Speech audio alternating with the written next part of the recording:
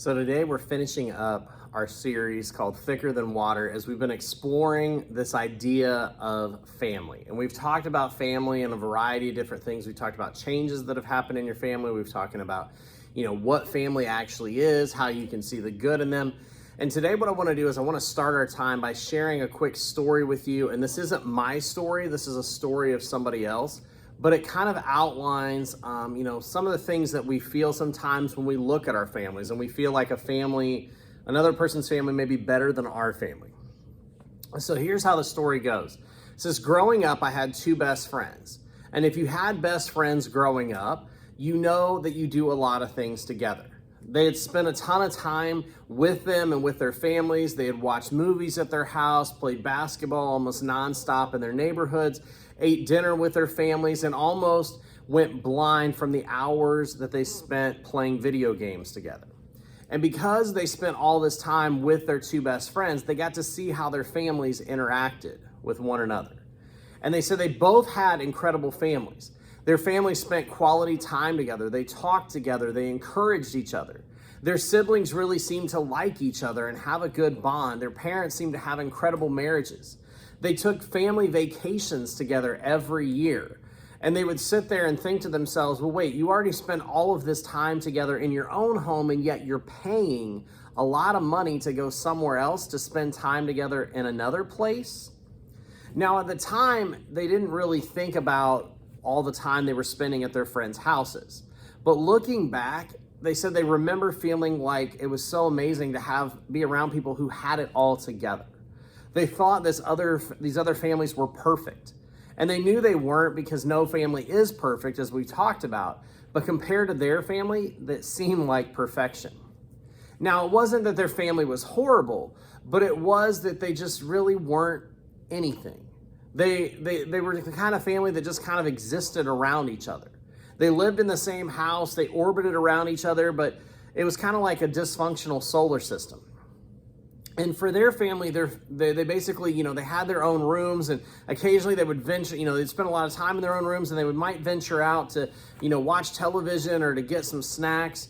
And even if they had the opportunity to hang out together or to go somewhere else, they really didn't care about being together. They would go somewhere else with somebody else. And so in their family, this individual says that they didn't really talk about anything meaningful. They didn't really do anything fun together. When they did interact, it was usually filled with fighting and yelling and slamming of doors. And it all seemed normal until they went to their friends' houses and they started to see a different type of family. And one night, this individual reflects on the fact that they got into a nasty argument with their dad, and they told their father, they said, I wish that my best friend's dad was my dad. Now, while that was said to hurt their father, it was also somewhat true.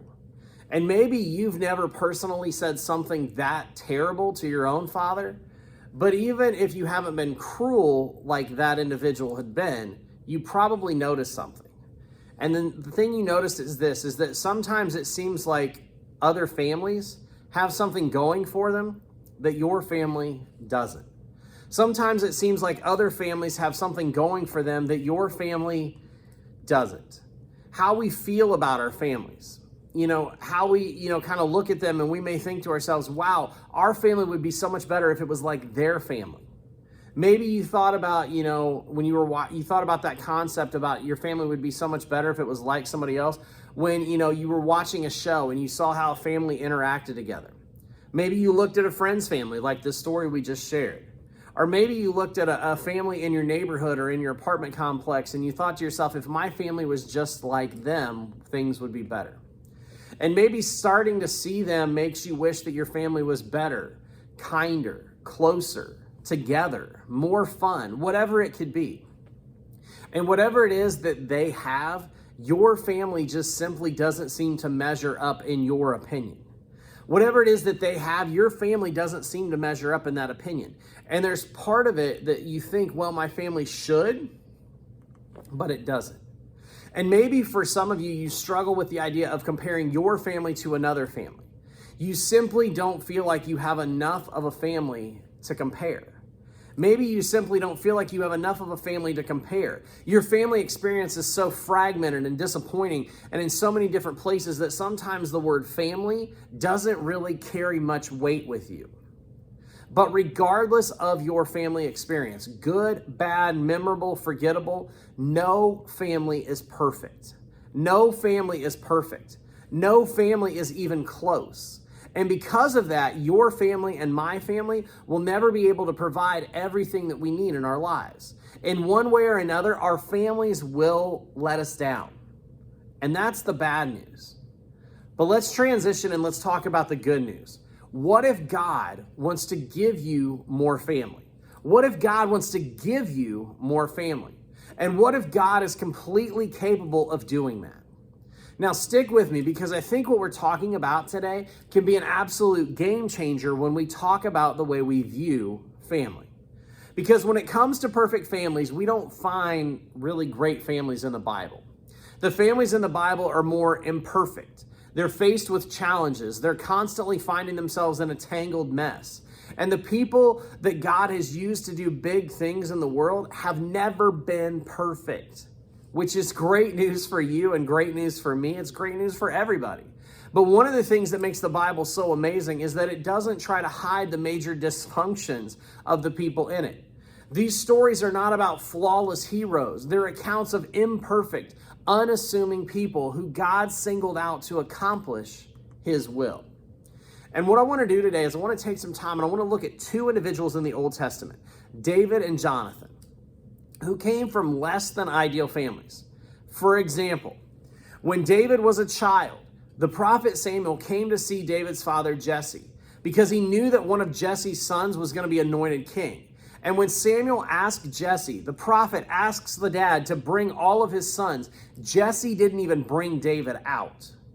He thought David wasn't even worth the time or consideration. Or what about Jonathan, whose mother was passive and uninvolved? His father, Saul, however, was the exact opposite. He was overly involved. He was overly aggressive. He was completely irrational. He was obsessed with power, and so obsessed with power that he tried to have David, who God had anointed as the next king, killed on multiple occasions. So Saul was definitely not winning Father of the Year awards, to say the least. So you see what I mean? Both of these families are totally imperfect. In fact, having such chaotic families may be what made them such good friends. And so in the Old Testament book of 1 Samuel, we're introduced to their friendship. Now remember, Jonathan is the son of the current king of Israel, Saul. David had been anointed by the prophet Samuel to be the future king. Anointed is just a fancy way to say that they had oil poured on their heads by an important person to show that God had chosen them for a special purpose. So David is anointed king. Saul is Jonathan's father, who's the first king. And when you think about it, David and Jonathan should have really been rivals, because with Saul being the first king, that means Jonathan would have been next in line to become king. But David, on the other hand, was getting support as an outsider to take over the kingdom. And even with all of that being true, David and Jonathan were still friends. 1 Samuel 18 describes their friendship this way. It says, after David had finished talking with Saul, he met with Jonathan, the king's son. There was an immediate bond between them, for Jonathan loved David. And from that day on, Saul kept David with him and wouldn't let him return home. And Jonathan made a solemn pact with David because he loved him as he loved himself. Now, whatever that covenant was, whatever that pact, that promise they made to each other, they took it very seriously. These two needed each other at a time when they weren't getting much from their families. These two needed each other at a time when they weren't getting much from their family. You see, David had been removed from his family, and Jonathan's dad was completely and totally paranoid. And so whatever family was supposed to look like, it didn't look that way for either one of them. Later on, Jonathan even looked out for David's life. Here's what it says, 1 Samuel chapter 19. It says, Saul now urged his servants and his son Jonathan to assassinate David. But Jonathan, because of his strong affection for David, told him what his father was planning. Tomorrow morning, he warned him, you must find a hiding place out in the fields. I'll ask my father to go out there with me, and I'll talk to him about you. Then I'll tell you everything I can find out. You see, Jonathan spoke well about David to his father. So well, in fact, that Saul made a vow before God not to harm David. But Saul's promise didn't last long, but at least Jonathan tried for his friend.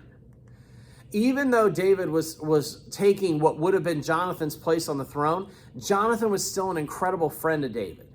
For example, let me give you some things he did. He cared about David. He looked out for David's life, future, and well-being. And he saw potential in David's life. He cared about David. He looked out for David's life, future, and well-being, and he saw potential in David's life. You see, all of us need people like Jonathan in our lives. We need people who accept us no matter what. We need people who help steer us in the right direction. We need people who encourage us in a relationship with Jesus. But you may say, okay, well, what does that have to do with family? Well, remember, David and Jonathan found each other when their families were full of dysfunction. David and Jonathan found each other when their families were full of dysfunction. In other words, when there were gaps left by their families, they were able to find support from each other. Now, did they replace their family? Of course not. But they showed up for each other in a way that family should show up for each other. Now, the other reason that Jesus established, I think this is one of the reasons that Jesus established the church, because it's a group of people that are uniquely connected by love and commitment to Jesus. They're connected by the way that Jesus lived, by the message that he taught. You see, you could say it this way, that Jesus established the church because he knows that we need other people in our lives. Jesus established the church because he knows that we need other people in our lives. Now, the body of Christ was created to be there for each other, to love one another, to carry one another's burdens, to pray for one another. You see, the church should be committed to each other, not just to Jesus, but they should be committed to Jesus and helping each other. And the church doesn't always get this right. In fact, the church sometimes gets this very wrong. But the church should be the ultimate place to experience the love of Jesus, and therefore is a great add-on to your family. Think of it this way. It's important to have family and friends. It's important to have family and friends. You see, the writer of the book of Hebrews in the New Testament says it this way. In Hebrews chapter 10, it says, "Let us think of ways to motivate one another to acts of love and good works. And let us not neglect our meeting together as some people do, but encourage one another, especially now that the day of his return is drawing near." You see, we don't meet together as a church because of habit or routine. We meet together because it's essential. We meet together for encouragement and for support. We meet together because we genuinely need each other. We need to let God and people fill the gaps that have been left by our own families. So these people God and these other people, they don't replace our families. They serve as a larger extended family. But what does that look like in your lives right now? I think there's a couple things. The first thing is we need to focus on widening your circle. We need to focus on widening your circle. Who are the people that you can seek out to be sort of a bonus family for you? Who are the people that, that care about you or that look out for your best interest or see the potential in you? It could be somebody your age. It could be somebody older than you. And so what I want you to do is I want you to spend some time looking at this particular image that I'm going to leave on the screen here for just a moment. And I want you to think about it this way, that we've all probably heard about a family tree. But what if you could have the same thing with your friends? You see, we all need friends. We need friends for different moments and different seasons in our lives. We need a friend who laughs with us, a friend who always answers our FaceTimes or texts. We need a responsible friend, a reliable friend, a deep conversation friend, a funny friend, a friend who's outgoing, and you can fill in the blank here, whatever you want with friend. But my question is this, is who are these people in your life? Who are the friends that feel more like extended family? The friends that you can walk through life regardless of what your family situation looks like? Who are the friends who seem to be more like family than anything else? Now, whether you have these people or you need to add them to your life, I want to give you a few moments to think about the people that are in your circle, or maybe the people that you need to add to your circle. And so what I'm going to do is I'm going to blow this image up on the screen for you so you can see it a little bit more clearly. But I want you to spend some time going through and thinking about the type of friends that you currently have and the type of friends that you feel like you need to develop. So spend some time going through this over the next few minutes.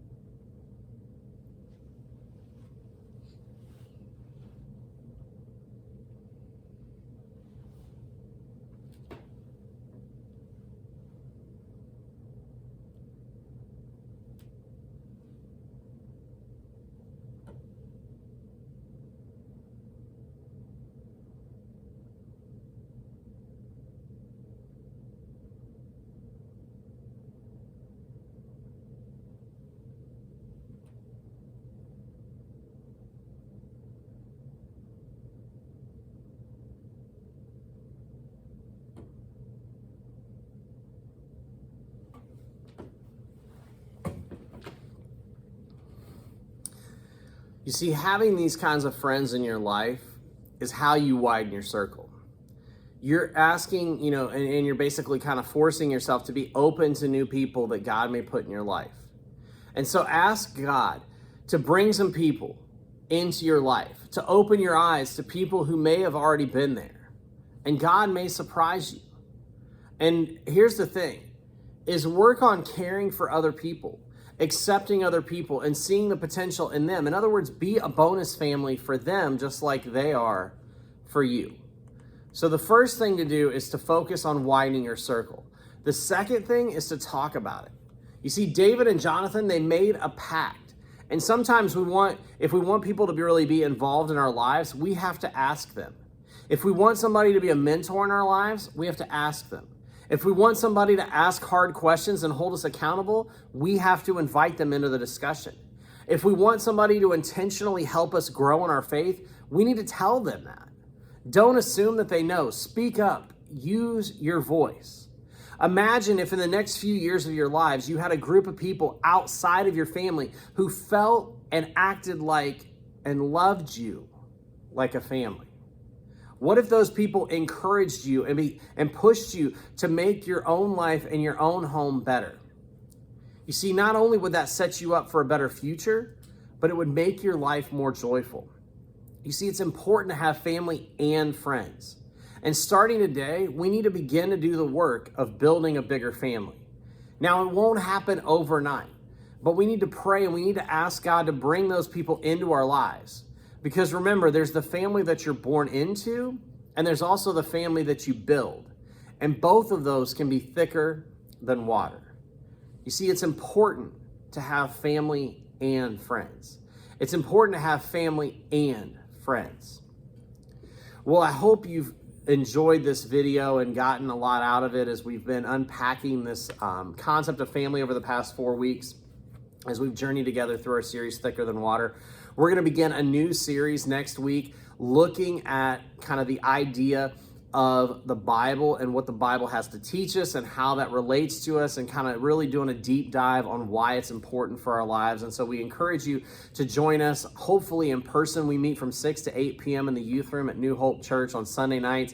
We'd love to see you in person. If not, continue to check out these videos and have a great and amazing rest of your week. We hope to see you soon.